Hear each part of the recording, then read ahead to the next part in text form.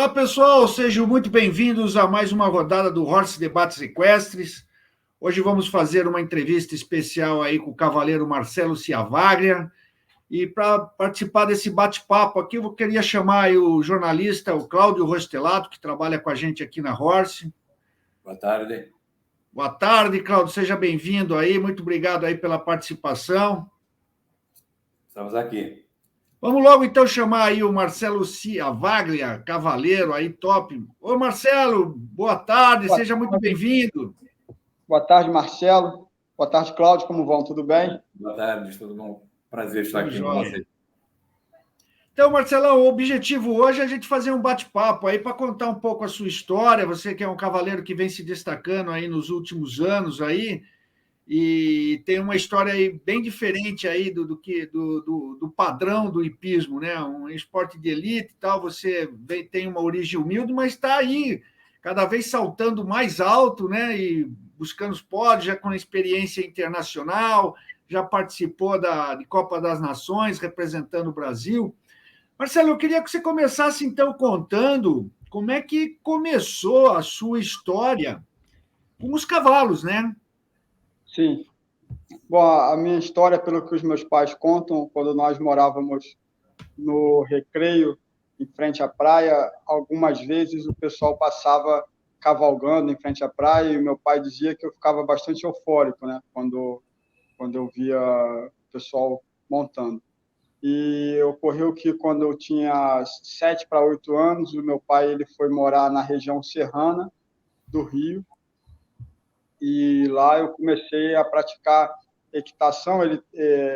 Na verdade, isso se deu por causa da separação dos meus pais, e eu fui morar com o meu pai, e ele me colocou para fazer vários esportes,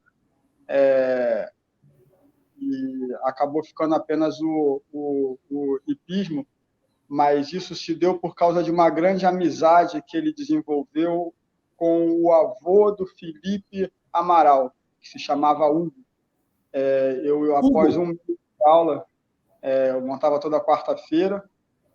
Primeiro houve uma tentativa de eu fazer aula, mas o Hugo só dava aula para quem tivesse cavalo próprio. E depois de um ano, ele abriu uma espécie de escolas. E depois de um mês, o meu pai e ele ficaram grandes amigos e eu pude fazer aula de graça.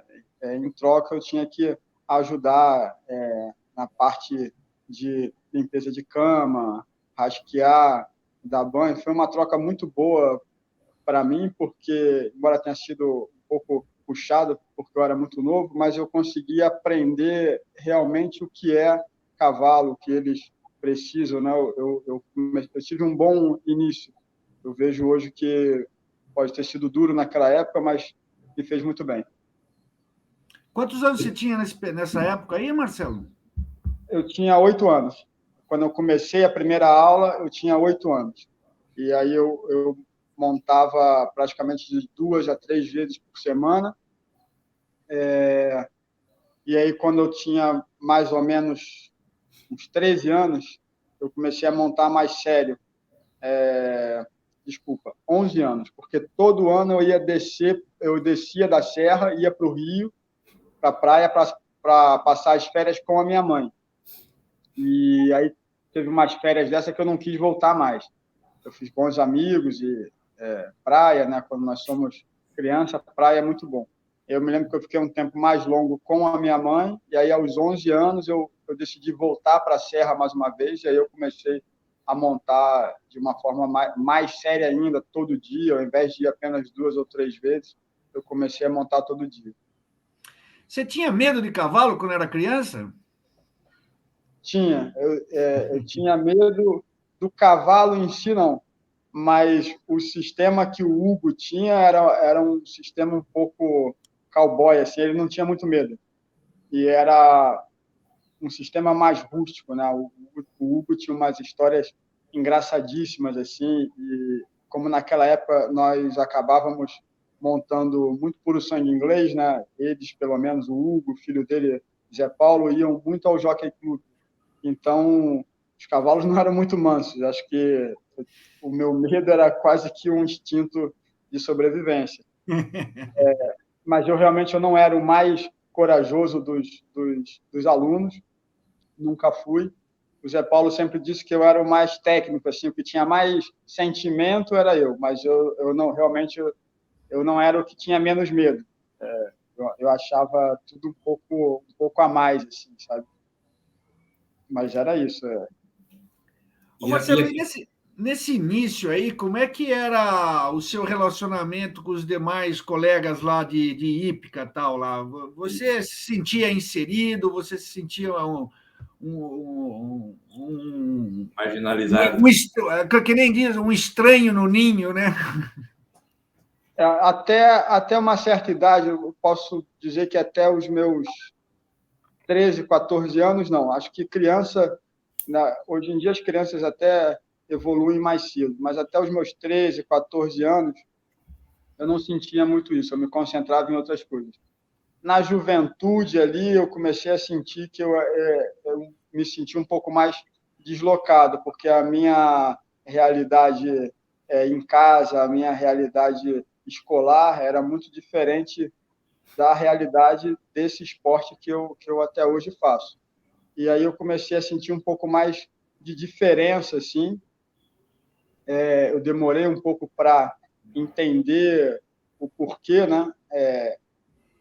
Porque, assim, para mim, pessoalmente, era muito simples, porque o meu pai era uma pessoa de descendência húngaro-italiana, então ele era louro do olho azul. E a minha mãe é descendente de negros com índios, então ela é uma negra com nariz fino e boca fina. Então, para mim, essa mistura era uma coisa muito natural, não só de raças, mas de classes sociais. O meu pai não me deu uma educação para diferenciar isso. E aí, depois da juventude, me tornando adulto, aí realmente foi difícil eu me sentir encaixado. Eu me sentia realmente desencaixado, até mesmo depois dos 30 anos ali, eu demorei um pouco para conseguir ver qual era o meu lugar ou quem eu realmente era nesse contexto todo, né? Você às vezes fica querendo ser como os outros ginetes são, mas você tem uma origem diferente, então você as pessoas falam com você, mas não te dão tanta chance, né? Eu demorei muito para ter uma chance de algum proprietário me mandar cavalo e tudo. Isso aconteceu quase que por agora. Então, foi uma coisa que eu senti mais assim na pré-adolescência até a parte adulta. Mas hoje em dia não tem mais isso, né? Acho que as pessoas já sabem bem o que eu sou, o que eu posso fazer, enfim, eu creio. Hoje em dia você é o Marcelo Ciavaga, né, velho? Você construiu aí um nome. Mas eu queria saber, nessas situações que você passou, Marcelo, você chegou a atravessar algumas situações assim de constrangimento, de ficar realmente constrangido, de ser. De sofrer realmente algum tipo de preconceito? Ah, sim, passei. Passei algumas, mas assim, eu vou até contar sobre algumas delas, mas para mim é uma coisa que, vendo do meu ponto de vista, o preconceito ele existe de várias formas, né? Se você é uma pessoa magra no meio de pessoas gordas, você vai sofrer um preconceito por você ser magro e vice-versa. Se você é branco no meio de pessoas escuras, você vai sofrer um preconceito por ser branco e vice-versa. Então, o ser humano ele procura não aprender com as diferenças, mas sim afastar as pessoas que não são iguais. No meu ponto de vista, quanto mais diferente a pessoa for, para mim, melhor, porque o ponto de vista dela é mais diferente e eu consigo aprender muito mais com ela. Uma pessoa que seja igual a mim, ou que pense igual a mim, é mais confortável no meu dia a dia, eu me sinto bem, mas eu procuro estar sempre perto de pessoas diferentes, talvez pelo que eu passei durante a minha vida, eu tive que aprender isso. Para mim foi uma forma positiva de se achar, um jeito de se viver bem e se tornar uma pessoa melhor com isso tudo. Eu cheguei a passar uma vez, por exemplo, que eu lembro assim, eu fui saltar um derby no clube de campo, e aí uma pessoa não queria me deixar usar o vestiário porque eu era tratador. Eu falei, eu não sou, eu vim saltar a prova, tudo.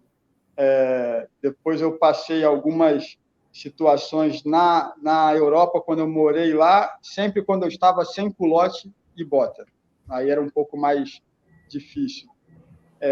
Algumas situações, algumas hípicas, sempre igual, assim, quando eu ia, por exemplo, pegar a pulseira para entrar na parte dos cavaleiros, não me deixavam porque eu era tratador e eu tinha que explicar que eu não era tratador. Mas foi o que eu falei, como eu tinha pai e mãe muito diferentes, então eu conseguia ir jogando um pouco mais ali. Para mim foi mais difícil ver que os meus iguais, assim, as pessoas com quem eu saltava a prova, ou até os proprietários, eles evitavam um pouco me dar uma certa chance, e eu achava que era por eu ser diferente, porque efetivamente eu era tão bom quanto todos eles. Em alguns momentos eu fazia até mais, porque eu acabava pegando sempre o que as hípicas não queriam, né? As pessoas não queriam mais montar, acabavam entrando na troca, enfim. Foi uma dificuldade, mas que me fez ser exatamente quem eu sou e ver a vida como é. Eu não tenho rancor, não tenho raiva. Eu sinto muito assim por eu não ter sido naquelas circunstâncias mais forte e ter mantido o meu ego, o meu eu mais forte, né? Eu sofri um pouco, eu demorei um pouco para ter uma autoestima por conta de ser desencaixado assim e não confiar, deixar de confiar um pouco no talento que eu tenho, naquilo que eu nasci para fazer, mas foi uma época, acho que toda força vem de um momento de fraqueza, né? Então eu realmente eu senti muito isso durante uns anos e isso me fez hoje ser uma pessoa muito mais forte. Em algum momento você pensou em desistir, Marcelo? Várias vezes. Várias vezes. Para você ter uma ideia, eu não preciso nem ir muito longe. Quando eu voltei de Wellington, em 2020, eu voltei para casa, conversei com a minha esposa, com os meus filhos, e tinha acordado com eles, já tinha um pleno acordo que 2021 ia ser o meu último ano competindo. Eu ia me dedicar mais às clínicas, que eu dou muita clínica, né? Esse ano até um pouco menos, porque eu estou com outro foco, e eu me mostro muito bom técnico, sou muito bom técnico. Nas clínicas, todo mundo gosta muito das minhas clínicas, até uma das mais caras, e mesmo assim eu tenho bastante gente que me pede clínica, e eu tenho 100% das pessoas que fazem a minha clínica, desde quem salta 60 centímetros até quem salta grande prêmio, sempre satisfeitíssimos, pedem sempre para que eu volte. Então, eu falei, é uma forma de eu me manter mais junto aos meus filhos e à minha esposa, me desgastar menos. Eu acho que realmente eu já fui até onde dava para ir, eu não vou conseguir mais nenhum grande patrocinador, mas, de repente, um patrocinador apareceu, que é até o proprietário do Premier 2S, que eu fui vice agora no último grande prêmio, ganhei o grande prêmio na Santa Amaro, e ele veio com uma visão bem ampla, assim. Engraçado que foi justamente quando eu fechei essa porta, depois de 6 meses, essa porta abriu, aí eu voltei em casa, conversei com todo mundo mais uma vez, falei, aquele ano, 2021, se chamava The Last Dance. Ia ser a minha última dança, E eu sabia que eu teria 2 anos para me mostrar como um bom técnico, porque 2 anos fora das pistas, até os cursos e as aulas que eu dou iam cair um pouco, porque as pessoas me pedem clínica e curso, porque eu estou sempre em pista, me mostrando um pouco mais, mostrando o quanto eu sei, o quanto eu posso. E aí eu voltei em casa e falei, aquela porta abriu, eu vou ter que entrar, porque mesmo, né, eu tendo feito a escolha de não entrar mais nessa porta, porque ela nunca abriu, agora que ela abriu, se eu não entrar, eu vou pagar um grande karma por conta disso.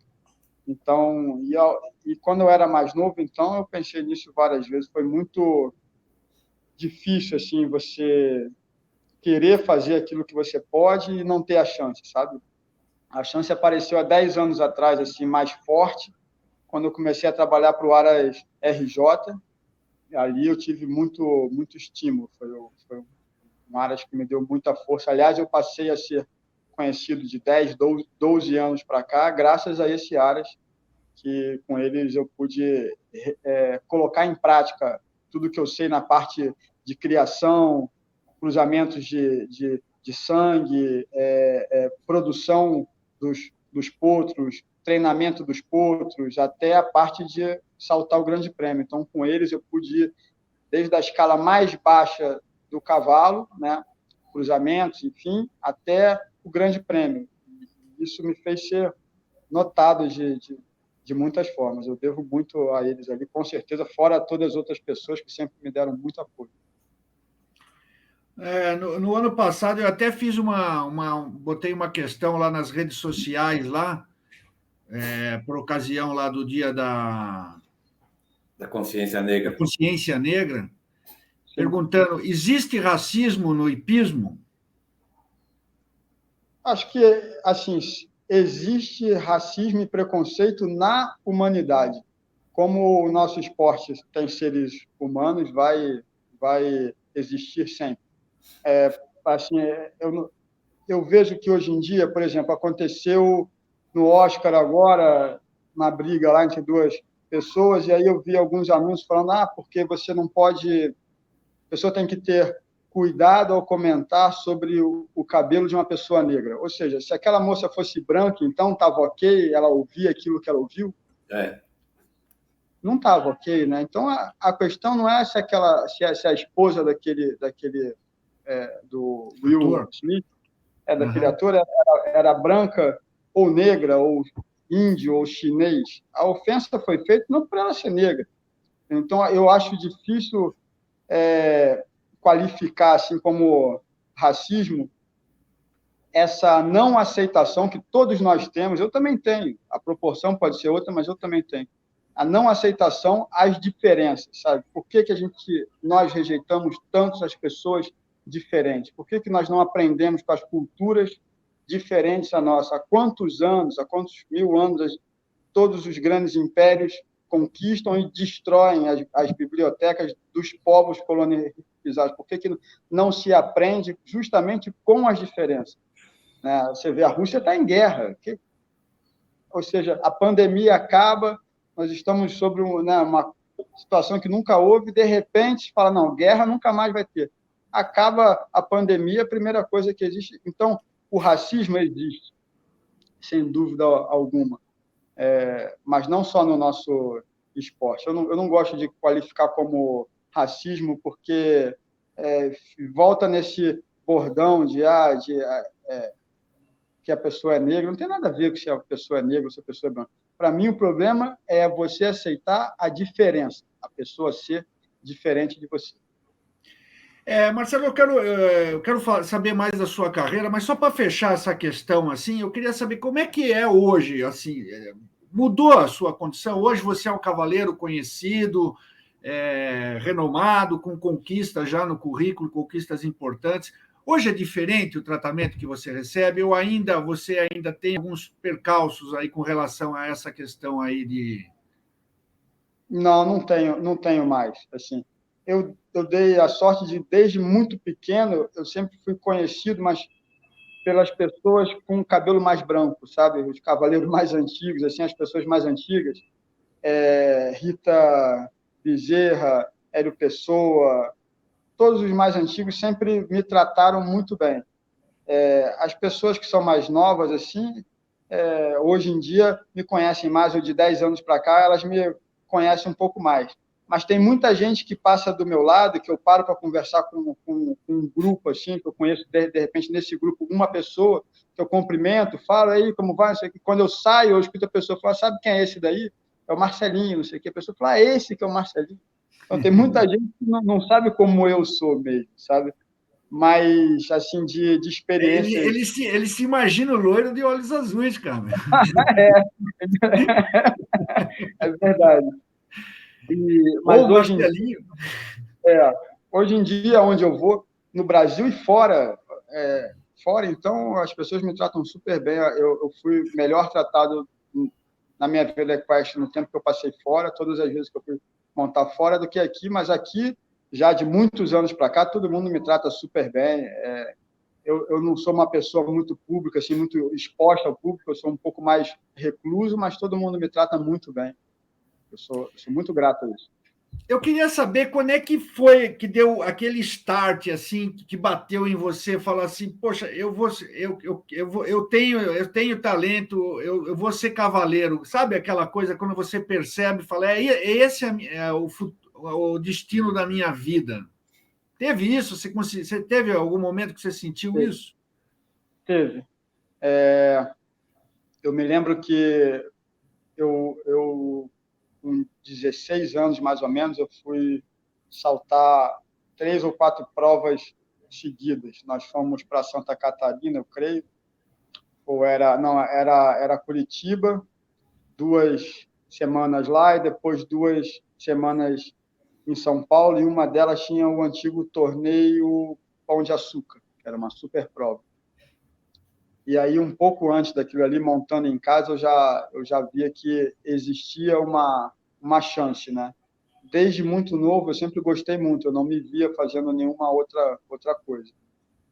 Quando eu era muito mais novo, eu queria ser surfista, mas aí eu surfando com os meus amigos, eu vi que não dava nem para começar, porque eles eram muito melhores que eu. Então, eu falei, não era a praia. Não era minha praia. Eu era bom, mas bom mediano. Eles eram muito bons. Eu falei, o surf eu gosto muito, eu amo, mas não tenho muito dom. Equitação, acho que a partir dos 16 anos ali, eu comecei a ver que eu tinha muita facilidade para montar os cavalos mais difíceis e mais delicados. Eu tinha uma mão boa para montar esse tipo, sabe? Os mais nervosos, assim, eles ficavam mais calmos. Aí, ali eu comecei a ver que acho que pode ser que isso daqui dê super certo. E veio dando muito certo, graças a Deus. E a que você atribui essa aptidão sua com os cavalos mais difíceis? Qual é o segredo? Como é que você costuma se relacionar com esses bichos aí?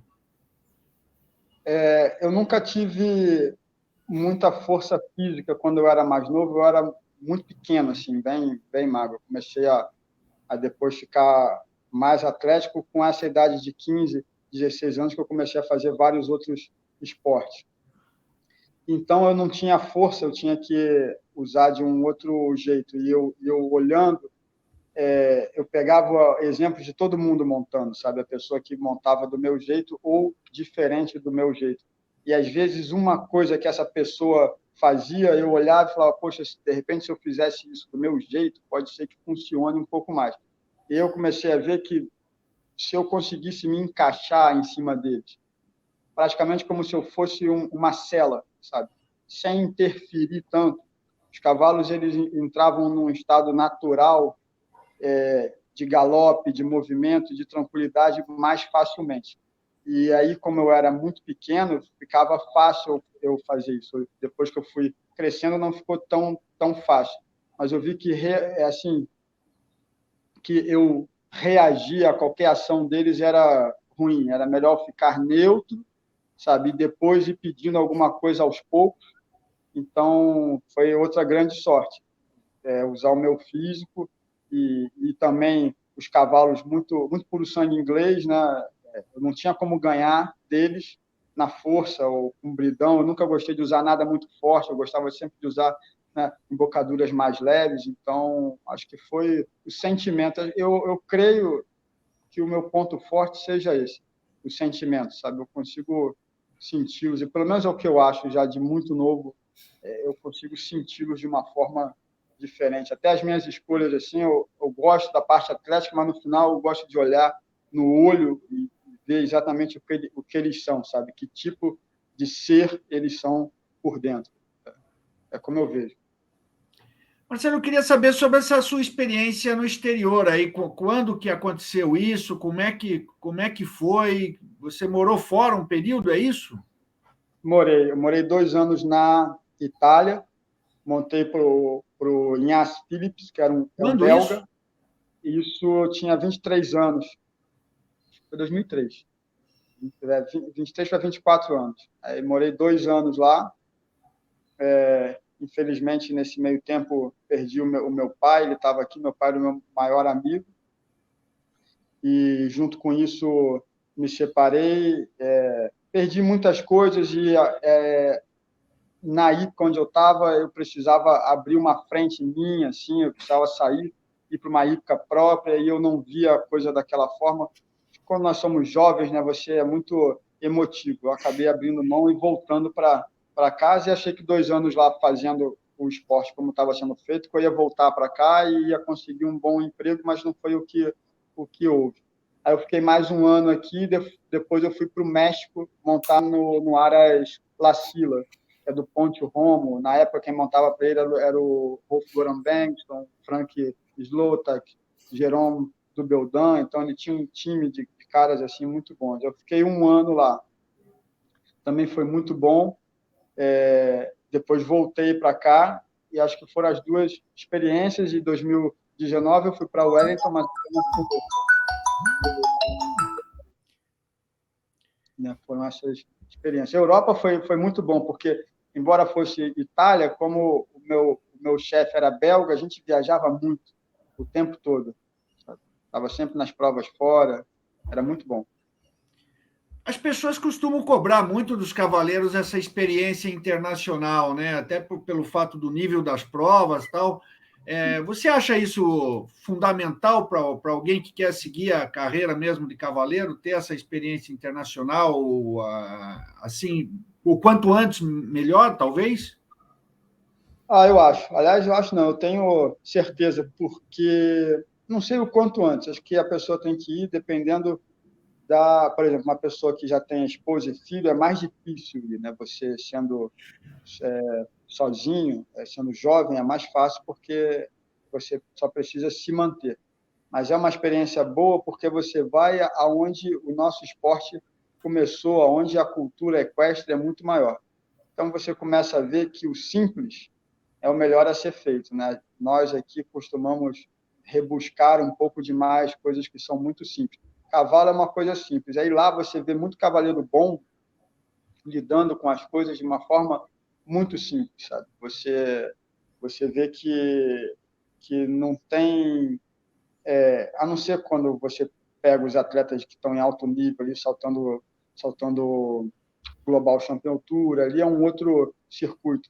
Mas na Europa como um todo mundo faz um pouco de tudo, sabe? Você não só monta, como você trata, você embarca no teu próprio trailer. É uma cultura mesmo equestre, sabe? E você vivenciar isso, você vê que não tem um truque, não tem, sabe, um atalho, não tem, é aquilo ali, é o dia a dia, é o esforço, é saber aliviar a pressão do cavalo na hora certa, que ele também precisa de descanso, precisa de piquete, sabe? Tem pessoas que são contra, mas você estando lá, você não só aprende muito na parte técnica, porque os cavaleiros são muito bons, isso eu te asseguro. Os cavalos são também muito bons, então na parte técnica enriquece muito você, mas também Deu uma travada aí. Travou. Vamos ver se volta. também na parte Deu uma travadinha, Marcelo. Não sei se você está me ouvindo. Estava indo muito bom.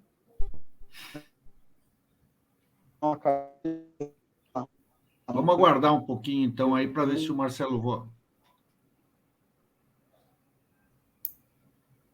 Está travado ainda. Não sei se você está me ouvindo. Acho que não. Ouvindo. Vocês estão me ouvindo bem? Aí. Vai voltar.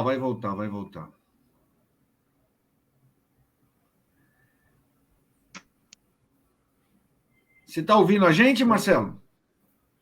Eu estou ouvindo vocês um pouco baixo. Vocês estão me ouvindo bem?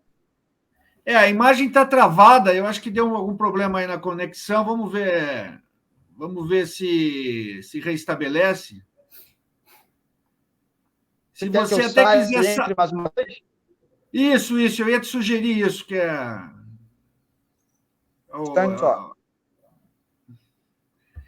É isso aí, um bom papo, né, Cláudio? Cara, é uma história Tá interessantíssima. bom. Vou perguntar para ele dos filhos, se os filhos dele, alguém tá seguindo carreira, e o desejo dele, qual que é o maior desejo, o maior sonho. Aí morre.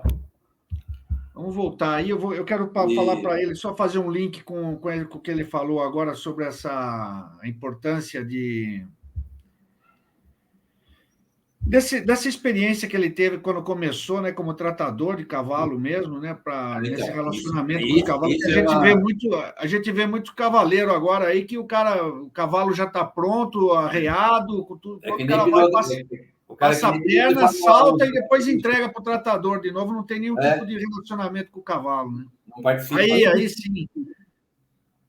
Mil desculpas. Não, tranquilo. Marcelo, eu queria aproveitar esse seu último comentário.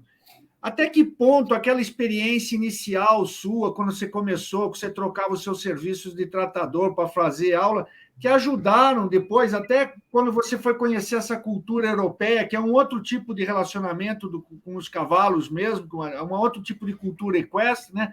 Até que ponto aquela experiência sua do início do seu começo te ajudou? E eu pergunto isso por uma razão bem específica também, porque a gente vê, às vezes, muitos cavaleiros que o tratador vai lá, deixa o cavalo arriado, selado, arrumadinho, o cara vai, passa a perna, faz a prova, sai e entrega o cavalo de novo. Quer dizer, não tem aquela empatia, aquela relacionamento mesmo entre cavalo e cavaleiro. É isso. Você vê isso também, ou eu estou falando bobagem? Que é uma visão muito, muito particular minha. Você está super certo. É exatamente isso. Bom, a ajuda que esse meu início de vida me deu lá fora foi 100%. Quando eu cheguei lá, que a pessoa para quem eu montava, para quem eu fui pedir uma chance, né? Me falou que eu tinha que limpar 12 boxes e aí domar 9 potes. Eu tive até a ajuda de 2 alunos meus nessa época nós fomos juntos, eu, o Thiago Mesquita e o Lucas Mesquita, irmão dele. Então, para mim, limpar 12 camas era uma piada, era uma moleza. Não fosse nenhum. E aí, até essa pessoa para quem eu montei, ele falou, poxa, mesmo aqui é difícil você ver uma pessoa que salta um grande prêmio, como você salta, querer domar um poço, ou querer limpar uma cama. Depois que ele me viu montar, eu nunca mais precisei limpar a cama. Eu fiquei lá, eu limpei cama durante 15 dias, um dia ele falou, não te vejo montar nunca, porque eu pegava hora de almoço para montar. Ele falou, monta que eu quero ver como é que você monta. Aí, quando eu montei, ele falou, volta para casa, arruma tuas coisas, a limpar a cama você não vai mais. Então, lá isso me deu uma ajuda grande. Eu também não era o único, eu me lembro muito bem quando eu cheguei lá para perguntar onde estava o Inácio Phillips, que era o dono dessa hípica.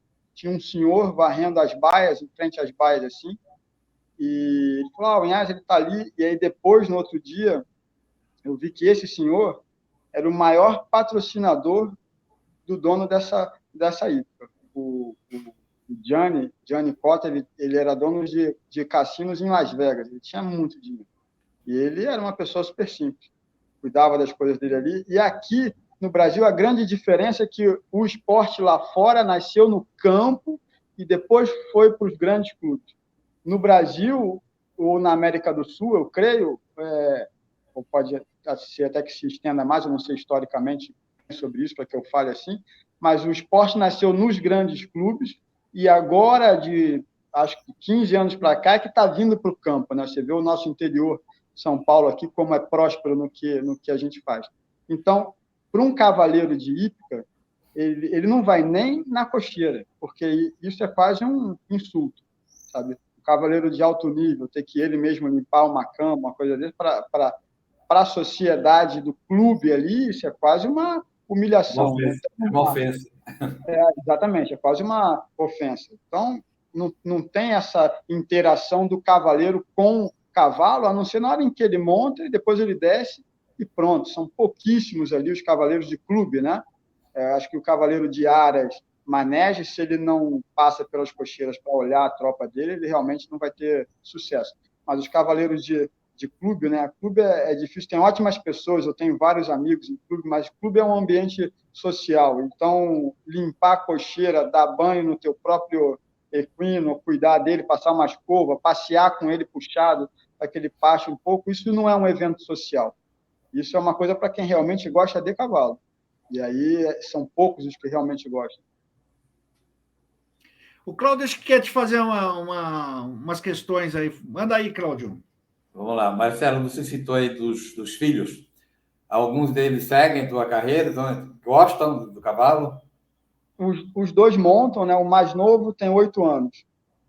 Ele herdou o pônei que é do irmão mais velho, mas ele não monta muito, não é muito...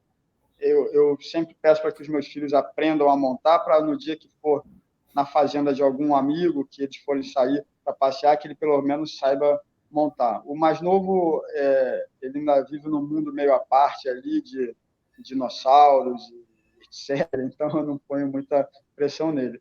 O mais velho, que se chama Bento, o mais novo se chama Heitor, o mais velho se chama Bento, já monta há mais tempo, saltou esse pônei dele durante vários anos, está com 13 anos agora, subiu esse ano para as provas do 1,20 m. Aqui no Elvéssia, semana passada agora, ele saltou uma prova de 1,25 m, ficou em segundo. Então, o mais velho é um grande atleta, assim, ele faz vários esportes super bem. Agora, eu pressiono para que treine a sério, para que ajude nas coisas ali, no trato e tudo, mas eu não ponho tanta pressão para viver disso, né? Se ele for realmente viver disso, ele vai pegar muita coisa já pronta, e isso vai ser muito, muito bom. E eu ter um parceiro próximo assim vai ser muito bom. Legal. Você já atingiu um estágio na carreira que dispensa comentários, né? Mas você tem assim um grande desejo, um grande sonho ainda para realizar? Tem uma prova que é Aachen, né? Aachen e Spruce Meadows. Acho que Aachen ainda mais. Aachen mais do que os Jogos Olímpicos. Para mim seria uma grande honra assim, ser convidado durante 2 ou 3 anos para saltar Aachen, porque para você ser convidado, para você conseguir uma vaga para saltar Aachen, você tem que estar realmente competindo em alto nível, né? Olimpíada, às vezes, pode até ser mais fácil o processo de seleção, dependendo para que país você monte ou como essa seleção é feita. Mas você saltar Aachen durante 2, 3 anos, você tem que estar no mais alto nível, né? Então, o meu grande sonho seria saltar Aachen. Eu realmente ainda pretendo voltar a morar fora. Eu estou estruturando um pouco a minha vida para poder viver esse sonho mais uma vez e, quem sabe, alcançar esse sonho ainda mais alto, que é saltar Aachen. É duro viver de cavalo no Brasil? É duro ser cavaleiro no Brasil? Sendo muito franco, financeiramente não.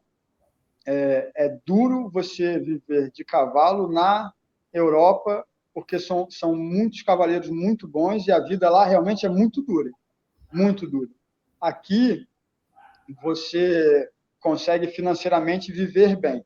A parte dura de você fazer hipismo aqui é que nós estamos aquém do nível mundial por enquanto. Eu espero que pouco a pouco a confederação tem grandes planos aí. Eu espero que o nível suba, que realmente façam um nivelamento por cima, mesmo que por algum tempo alguns cavaleiros, mesmo eu, passe um certo apuro ou um certo sufoco para chegar nesse nível. Mas é só a parte ruim de estarmos aqui, porque nós temos poucos internacionais, então nós não conseguimos estar bem ranqueados na FEI, né? São poucas provas da FEI aqui, então é a única parte ruim. Mas como qualidade de vida, eu garanto que aqui a qualidade de vida é muito maior do que a que nós temos lá. Isso falando de cavaleiros num total, não os cavaleiros de alto nível, Marcos Zene, Harris Moser, esses são um outro time que os caras... É outra prateleira, né? Exatamente, eles já batalharam uma vida inteira para estar onde eles estão. Não dá para se orientar pelas glórias que eles colhem hoje, né? Tem que voltar na história deles no passado e ver como era antes. Mas eu acho aqui nessa parte de qualidade de vida mais fácil. Beleza. Marcelo, fale um pouquinho sobre suas conquistas e gostaria que você destacasse qual você considera a maior delas. A que mais me emocionou foi em 2019, a vitória do Grande Prêmio no Rio, onde eu gravei o meu nome no troféu. O Roberto Marinho, né? O prêmio Roberto Marinho? exato, ali, porque ganhar em casa foi uma glória muito grande, assim, eu estava com vários amigos ali, eu até tinha ido visitar os meus tios, a minha avó, os meus primos, e gravamos até algumas coisas para uma outra rede, e aquilo saiu. Foi uma série de assim, vitórias muito, muito grandes. Para mim também a vitória no indoor, a primeira vitória foi muito boa, porque eu fui primeiro e segundo no mesmo grande prêmio, e esse grande prêmio estavam todos ali, estava o Doda, estava o Rodrigo Pessoa, Pedro Vemes, Cássio Rivetti, o PP, fora os que montam aqui, que são muito bons, né? O Zé Reynoso. Isso foi em que ano? Se eu não me engano, 2015. Então, foi uma glória muito grande. A segunda vitória no próprio indoor também foi muito boa, porque eu ganhei o primeiro dia da prova forte, ganhei o segundo dia da 1,40 m e ganhei o grande prêmio. Então, também foi muito bom. Um vice-campeonato e um terceiro lugar também no The Best Jump, há muitos anos atrás, é uma prova que eu adorava, assim, também era um nível fortíssimo. Foram provas que me deram bastante orgulho. Um grande prêmio de sexta-feira em Wellington, em 2019 para 2020 já, né? Início de 2020, também foi muito bom, porque estava o Ciano O'Connor, Rodrigo viu, eu fui número 1, e lá eles têm um hábito de, pelo menos o primeiro e o segundo que entram em pista, eles param, na distensão tem uma tela gigantesca, e aí todo mundo para ver a pista. Um dia antes, quando eu vi que eu ia ser o número 1, eu falei, puxa vida, mas número 1 já no Grande Prêmio? Eu falei, não, mas tá tranquilo, eles vão ver. E aí eu entrei de número 1, fiz 0, no desempate também entrei de número 1, fiz um 0 super rápido. Também foram provas que me marcaram bastante, assim. Você também participou de uma Copa das Nações, né? Queria que você falasse sobre essa experiência em representar o Brasil numa competição internacional. É uma coisa única, né? Foi nessa mesma edição de Wellington, em 2020. Infelizmente, eu não tive um resultado muito bom. O Garanhão, que eu estava saltando praticamente 10 dias antes, se machucou um pouco feio, ele não estava em plena forma. Foi com ele que eu ganhei até esse grande prêmio. E aí, infelizmente, para a prova da Copa, ele não estava super bem, mas a emoção que é você estar ali representando o teu time e você também ver a parceria que já existe entre alguns integrantes da nossa equipe, sabe? Nós temos cavaleiros muito bons, o nosso técnico é um espetáculo de pessoa, é uma pessoa direta demais, assim, sabe? E você poder competir ao lado desses outros ginetes ali, Menezes, Yuri, Lambre, sabe? Te dá um grande orgulho, você aprende muito com eles e eles são muito parceiros, sabe? Eu só posso ser muito grato a eles ali, o tempo que eu estive com eles ali, o próprio Cássio, Rodrigo, eles foram pessoas espetaculares. E os cavalos, hein, Marcelo? Os cavalos que você já montou? Queria que você falasse um pouquinho quais foram os que mais te tocaram e com os quais você mais conseguiu uma sintonia aí. Olha, antes de eu ir para a Europa, eu montei um cavalo chamado Fênix de River, que ele foi importado pelo Aras Método, mas ele já havia sido devolvido 2 vezes para o Aras Método após ter sido comprado, ele não era muito bom. Eu acho que o Método importou ele quando ele tinha 1 ano, assim, importou potros ao pé, vários potros ao pé, ele estava nesse meio. E aí um amigo meu, um doutor, até comprou esse Fênix para saltar 80 metros. E aí o professor dele, uma época, tirou férias, eu comecei a montar para eles um pouquinho ali durante as férias, e acabei ficando montando ele. E o Fênix, ele acabou saltando o grande prêmio depois de 3 anos, demorou um pouco, mas eu saltei bastante grande prêmio com ele no Brasil, eu saltei seletiva para o Pan-Americano, em Curitiba, eu classifiquei em 4º num grande prêmio na Santa Amaro bem forte, depois no grande prêmio Agromem eu fiquei novamente em 4º, então foi realmente uma coisa que me marcou muito. Eu era muito novo e aí pegar, né, um cavalo que já assim, o pessoal achava que já não tinha mais jeito, né? Devolvido 2 vezes, depois comprado por uma pessoa saltar 80 metros, ele chegar a ir tão longe. Depois eu fui com ele para a Europa, disputei algumas provas lá, me classifiquei em 2 grandes prêmios seguidos em segundo, ganhei alguns outros e ele logo vendeu. Então, o Fênix ele me marcou muito por conta disso, e foi um atestado do que eu realmente conseguia fazer. E aí, nos últimos anos, claro, o Conto, pela beleza dele, por tudo que ele fez, me marcou muito, mas do mesmo proprietário, né, eles eram do Aras RJ, existia o Teron RJ. E o Teron ele era um cavalo muito bom, de 1,35 m, ali, muito rápido, e eu saltei ele em alguns grandes prêmios, 1,55 m, 1,60 m, naquele circuito Hyundai. E ele fazia, se você acreditasse 100%, ele fazia 100%.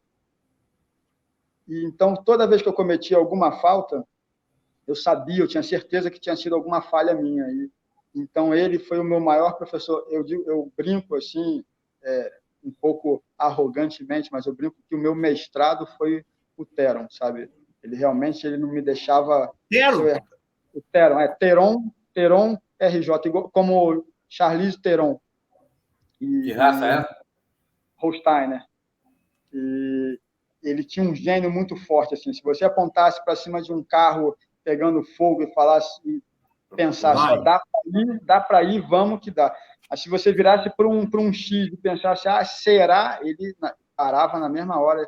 Então, ele tinha isso, sabe? Eu tinha que dar o meu máximo, eu tinha que me concentrar ao máximo, ele não me dava nenhuma margem de erro. Se eu realmente precisasse dele para saltar uma prova maior, ele ia de coração aberto.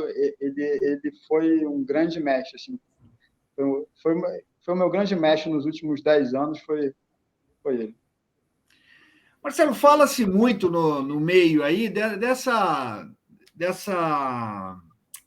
sincronia entre cavalo e cavaleiro, que às vezes a pessoa passa uma vida toda para achar um animal com o qual ele vai realmente se entrosar, né? Que nem costumo até usar como exemplo aí o Rodrigo e o Balubê, que foi um cavalo que passou na mão de um monte de gente e acabou, depois que o Neco mexeu, mas acabou se encaixando mesmo com o Rodrigo e fez o que fez, né?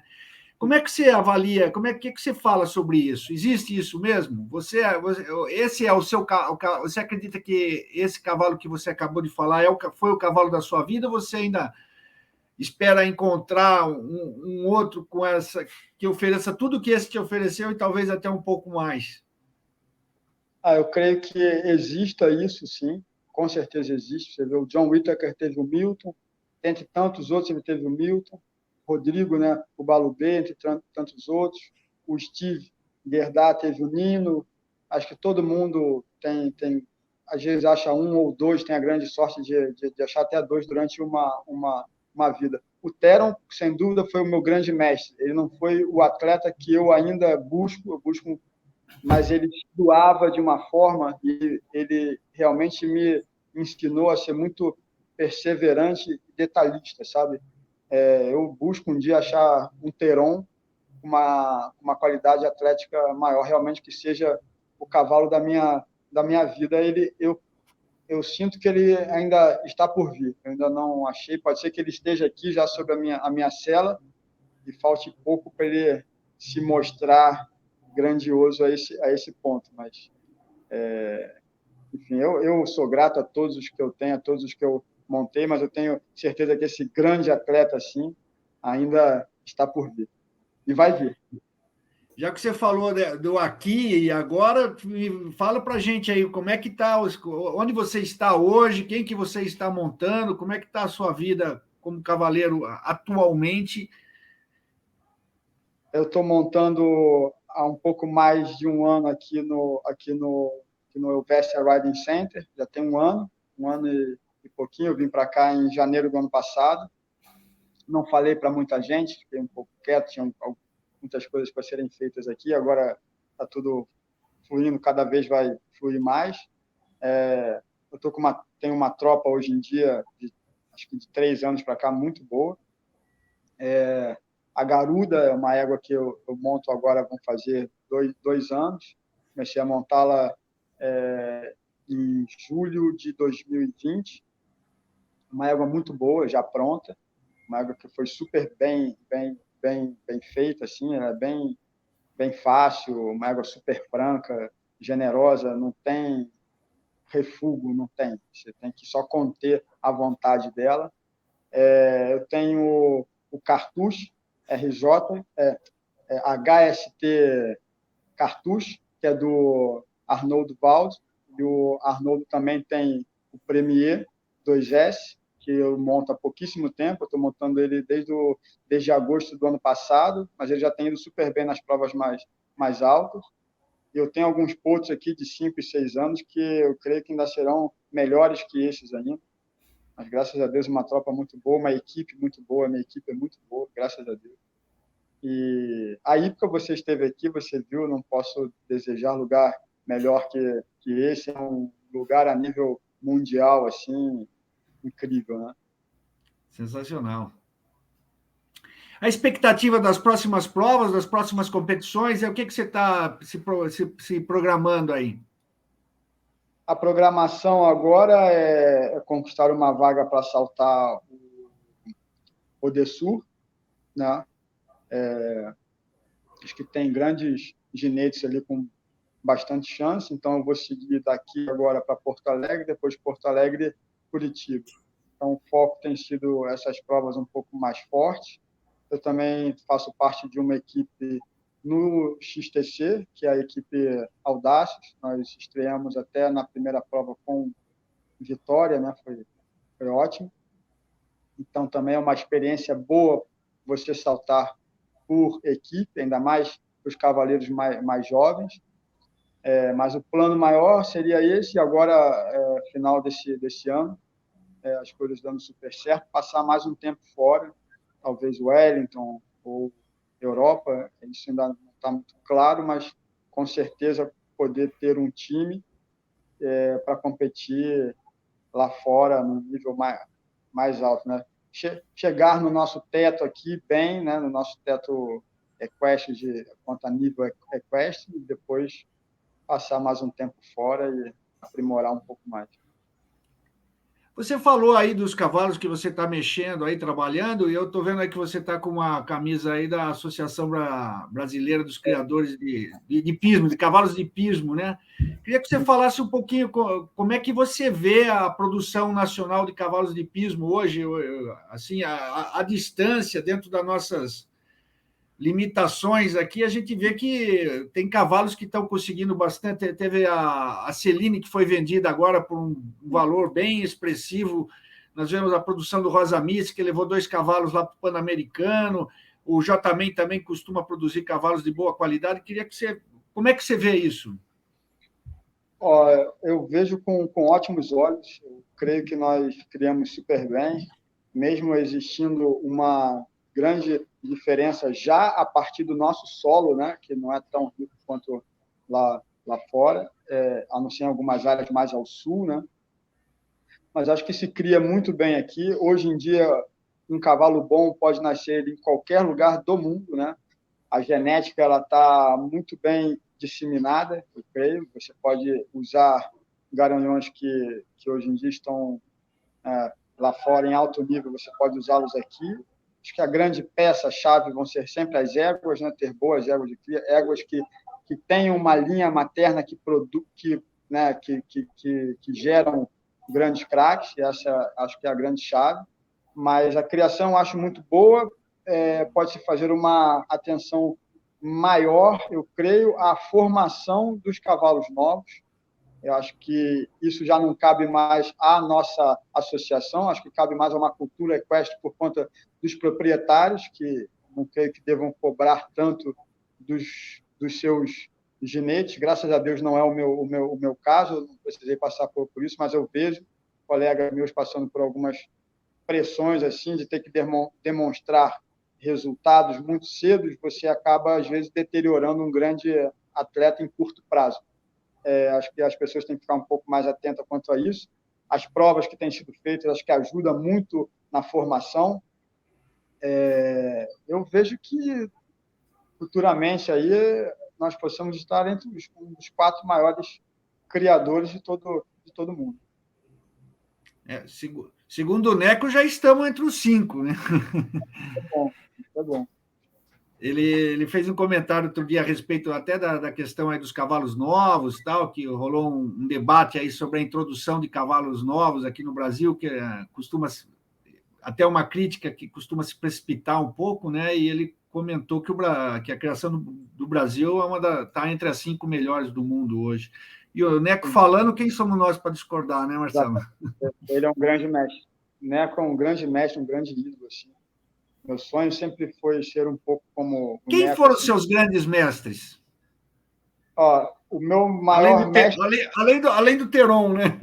Além do Teron, eu tive grandes mestres no meu início ali, o próprio Hugo, né, Zé Paulo, o filho dele, que são pessoas que já de uma cultura equestre muito grande, né? O Hugo. Zé Paulo é o pai do Felipe, que está morando fora há um certo tempo, que monta... Felipe Amaral. Exatamente. É um grande craque, monta super bem, então eu devo muito a eles ali. O Hélio Pessoa foi e é um grande mestre. O Neco ele me refinou muito. Ele me colocou realmente montando com um estilo que eu sempre busquei desde o início ali. A Rita Bezerra também foi uma pessoa que me deu muita ajuda, e como grandes ídolos assim, eu assistia muito o Nick Skelton e um outro que se chamava Michael Metz, ele nem monta mais hoje em dia. Eu gostava muito das pessoas que tinham estilo, que montavam com certo estilo e eficiência. Mas eu nunca deixei de, por exemplo, admirar muito o John Whittaker, que era um velocista incrível, e eu gosto das provas rápidas. E aí o Neco, Filipinho, pai, né, foram pessoas que eu olhava muito, assim, achava muito bons. E depois, com o tempo, vieram grandes outros atletas, né? Rodrigo Pessoa, quando apareceu montando daquele jeito, foi uma surpresa para o mundo inteiro. Ele impôs uma forma de montar que o pai dele já buscava em todos os alunos dele, e aí mudou o nosso esporte completamente, né? Hoje em dia, você poder assistir, por exemplo, Steve, que, né, é um craque, você poder assistir Marco Zenin. Nós temos grandes atletas, mas os meus ídolos são os mais antigos, acho que Nick Skelton, John Whittaker, Neco, Filipinho, e esse ginete americano, que hoje em dia já há um tempo não monta mais, o nome dele era Michael Metz, que também para a época tinha um grande estilo, para aquela época, né? Hoje em dia os estilos mudam muito, mas meus ídolos são os mais antigos. Tá ótimo, já estamos chegando aí quase 1 hora de papo. Eu ia te pedir uns 30, 40 minutos, só que a conversa, olha, eu vou te falar que ainda vamos deixar umas perguntas para uma outra ocasião. Cláudio, quer perguntar mais alguma coisa? Não, isso já está bem pontuado, tudo bem esclarecido. Obrigado. Marcelo, tem alguma questão que a gente acabou deixando, não abordamos, que você gostaria de falar, que gostaria de comentar? Não, nenhuma que me vem em mente assim agora, eu só posso ser grato, né, de estar falando aqui com vocês dois agora, e é uma grande honra, tá? Sempre que assim, precisar, que eu possa ser útil, eu acho que isso é sempre uma via de mão dupla, né? É uma ajuda mútua. Eu sou imensamente grato por toda essa visibilidade. Espero ter contribuído tecnicamente em alguma coisa e que possa gerar bons frutos aí para todos os nossos ginetes mais jovens aí, que isso possa elucidar alguma coisa. A honra é toda nossa, Marcelo. Eu que te agradeço imensamente aí por ter dedicado aí um tempo para conversar com a gente. Nós estamos realmente aí nessa batalha. Aí a revista Horse está completando 30 anos agora em 2022. Eu estou à frente desse processo aí já faz mais ou menos uns 14 anos, e nesses 14 anos aí o Cláudio é meu parceiro de trincheira aí. A gente vem aí, e o objetivo da gente é justamente fazer isso, né? Proporcionar uma ferramenta de interlocução aí entre cavaleiros experientes. Opa, peraí.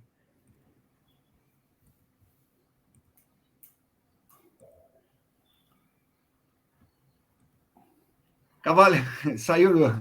Bati no fio aqui, saiu do ar. Cavaleiros experientes, o pessoal jovem, tivemos esse final de semana aí no Helvete, aí, vendo várias gerações de cavaleiros aí participando simultaneamente em provas, aí é bem bacana, e o objetivo da gente é justamente esse, levar informação. Então, eu agradeço imensamente aí o papo, e lembrar que essa entrevista nossa vai tá sendo publicada na revista Horse, na edição que está sendo lançada agora, e depois vai ficar aproveitando essas novas mídias, essas novas ferramentas, deixar gravado aí esse bate-papo nosso no nosso canal do YouTube, lá para o pessoal acompanhar depois. Então, muito obrigado, Marcelo, muito obrigado, Cláudio. Muito obrigado. Nos vemos em breve aí, nas provas, saltando cada vez mais alto. Um abraço, Cláudio. Obrigado, meu xará Marcelo aí. Tchau, tchau. Forte abraço.